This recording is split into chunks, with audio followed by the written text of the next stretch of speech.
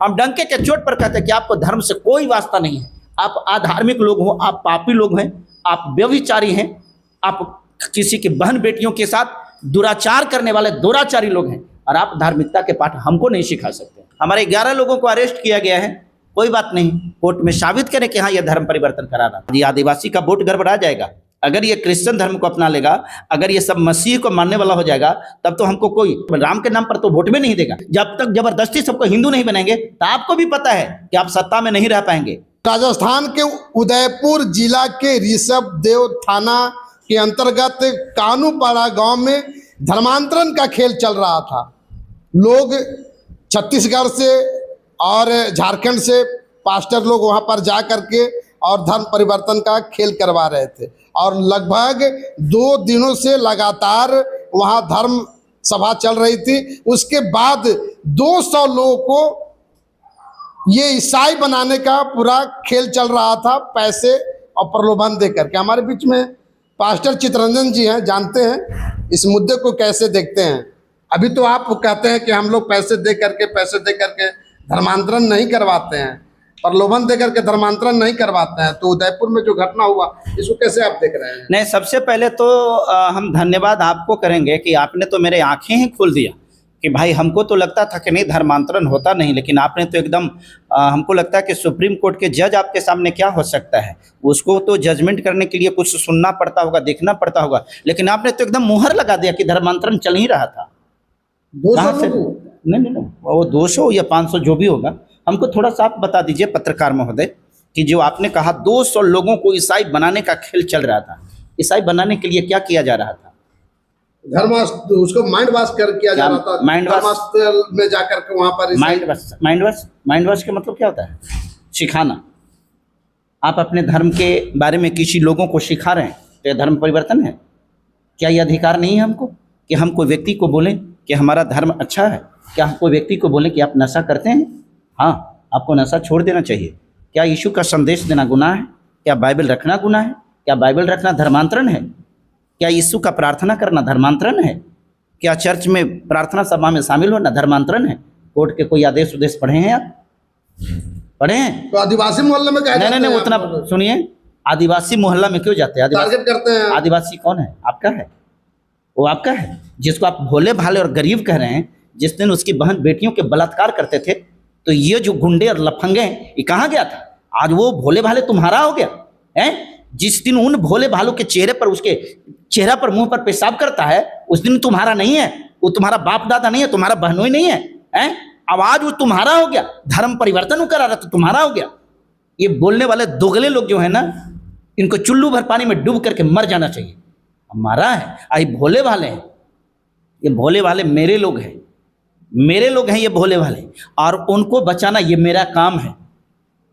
वो जो नशा में है, वो जो व्यभिचार में है, वो जिसका सारा हक छीना जा रहा है, क्यों आदिवासियों को आज तक के उसको जमीन नहीं मिली? क्यों आज आदिवासी को मुख्य धारा से जोड़ नहीं पाई सरकार? क्या कर रही है सरकार? चूड़ी पहन करके बैठ गई है सरकार। चुल्लू भर पानी में सरकार को डूब करके मर जाना चाहिए। और आप बात करने की वो भोले भाले लोगों को धर्मांतरण करा रहे हैं। धर्मांतरण का ABCD नहीं जानता और धर्मांतरण की बात करते हैं।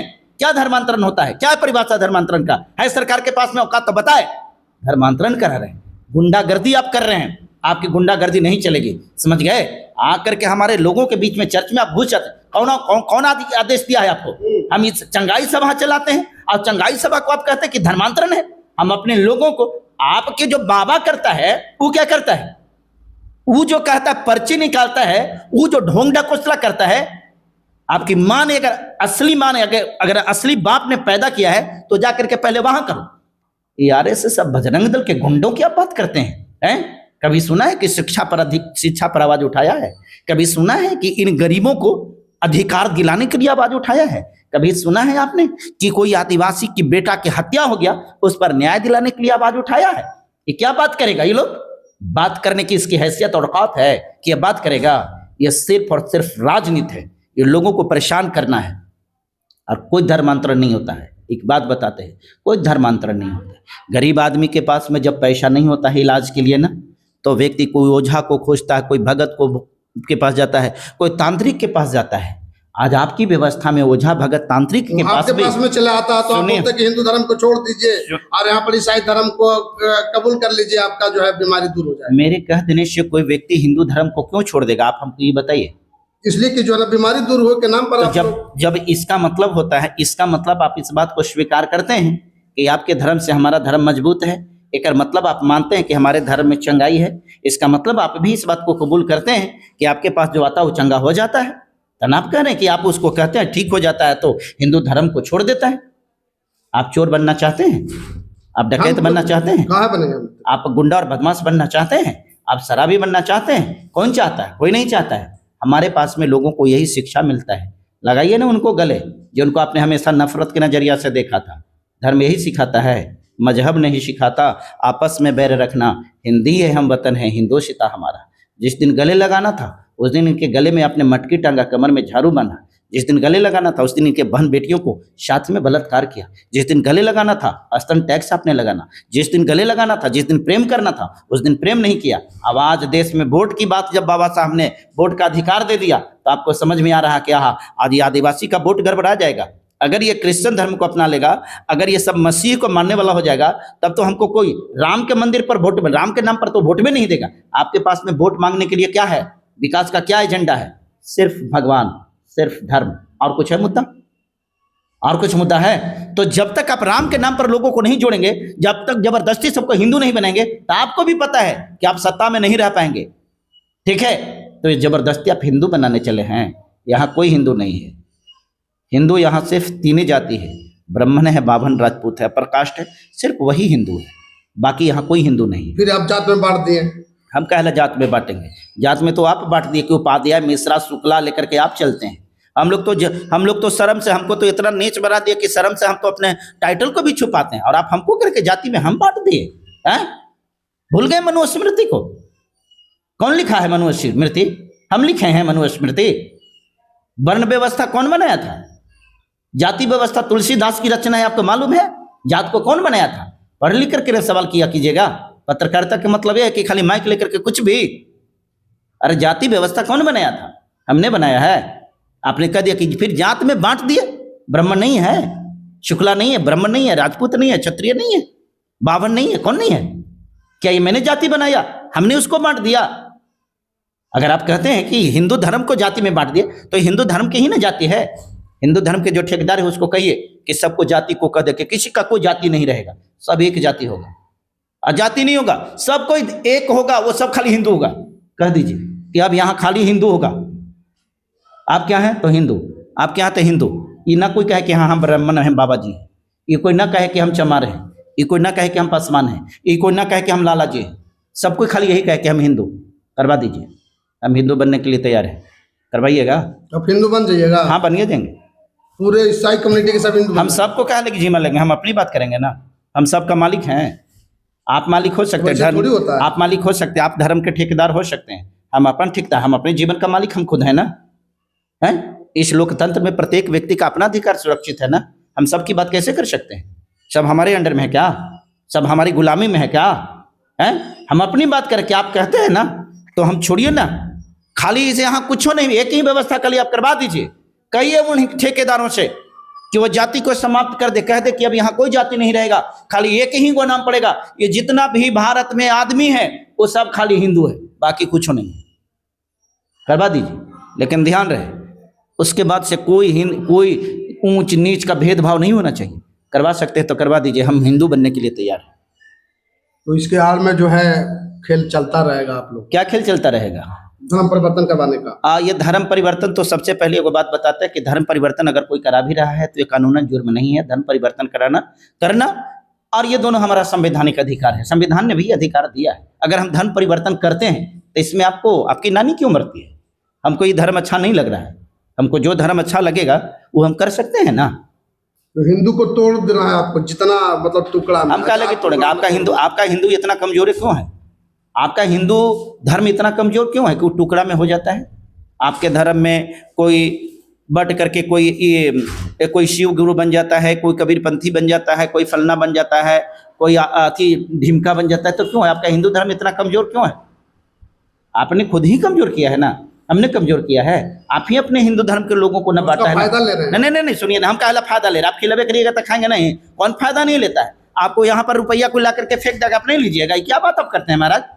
आप करके फायदा ले रहा है। हम आपसे पूछ रहे हैं कि ब्राह्मण, क्षत्रिय, वैश्य और शूद्र कौन बनाए?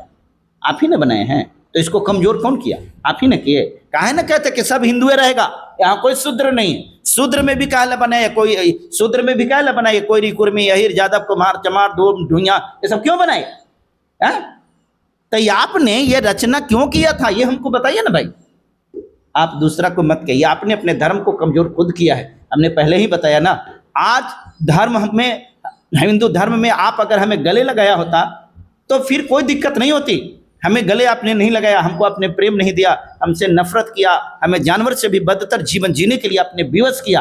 आज हम पढ़े लिखे हैं, हम अपने धार्मिकता को पहचानते हैं, क्या हमारा धर्म होना चाहिए हम उसको जानते हैं, हम उसको आइडेंटिफाई करते हैं। और इसलिए हम एक चीज़ को जानते हैं, परमेश्वर ने हमें सिखाया, हमें लोभ लालच नहीं करना, लड़ाई झगड़ा नहीं करना है, व्यभिचार नहीं करना है, नशा नहीं करना है।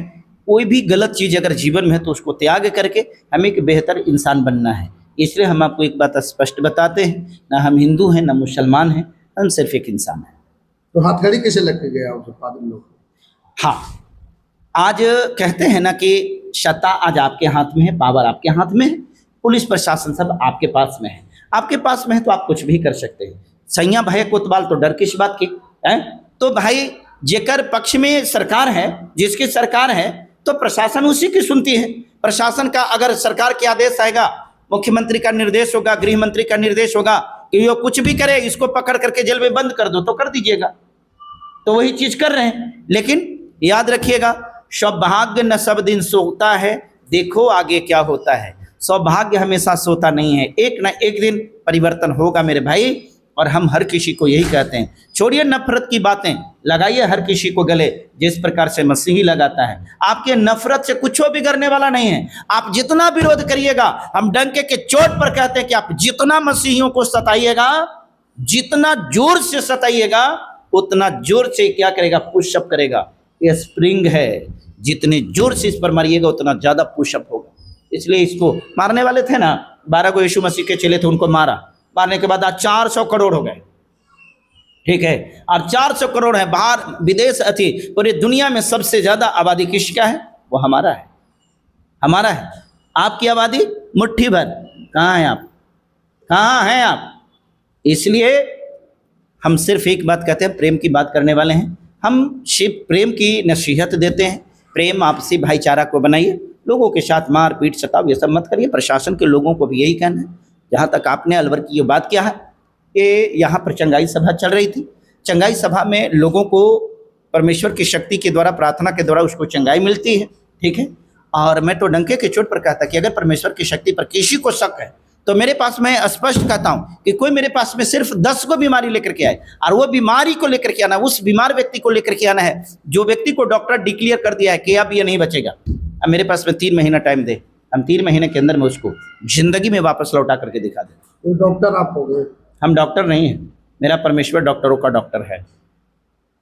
ये अंधविश्वास नहीं है तो क्या है? आप ही बोलते हैं कि अगर अंधविश्वास है, मान लेते हैं कि अंधविश्वास है, आपका कहना है अंधविश्वास, तो हमको साबित करने का मौका दीजिएगा कि नहीं दीजिएगा? आप गोबर को पूछते हैं, ये अंधविश्वास नहीं है। आप पत्थर को पूछते हैं, ये अंधविश्वास नहीं है। आप पत्थर पर प्रसादी चढ़ाते हैं, ये अंधविश्वास नहीं है। आप पत्थर को टीका लगाते हैं, ये अंधविश्वास नहीं है। आप उस पत्थर को उसके सिर पर से दूध पिलाते हैं, कहते हैं कि यही होकर मुंह है, ये अंधविश्वास नहीं है। आप उस पत्थर को, आप उसको, जो माँ घर में जिंदा रहती है, वो घर देते हैं, कमरा देते हैं, मच्छरदानी लगाते हैं, उसके लिए एसी लगाते हैं, मरने के बाद उस दीर्घा में कहते हैं कि मैया ये क्रम है, ये अंधविश्वास नहीं है। और हम यीशु मसीह से सिर्फ प्रार्थना करते हैं, लोग ठीक हो जाता है, तो ये अंधविश्वास है। कहाँ से दोगला नीति लाते हैं? कहाँ से सीखें? कौन व्हाट्सएप यूनिवर्सिटी? ये सब का पढ़ाई सब कुछ छोड़ देना चाहिए। एमबीबीएस की पढ़ाई, आपकी पढ़ाई, मैंने एक देखिए एक बात और बताया है, अगर एमबीबीएस ही पढ़ने वाला व्यक्ति सब कुछ हो सकता है, तो फिर ये एक एमबीबीएस को तो पास अगर कोई जाए तो नहीं मरने देना चाहिए, नहीं मरेगा। वो क्यों एमबीबीएस जो है प्रार्थना क्यों करता है? वो भगवान क्यों मानता है? मानता है ना, एमबीबीएस भी भगवान को मानता है ना। बोलिए ना, बोलिए, मानता कि नहीं मानता? तो क्यों मानता है? तो डॉक्टर है।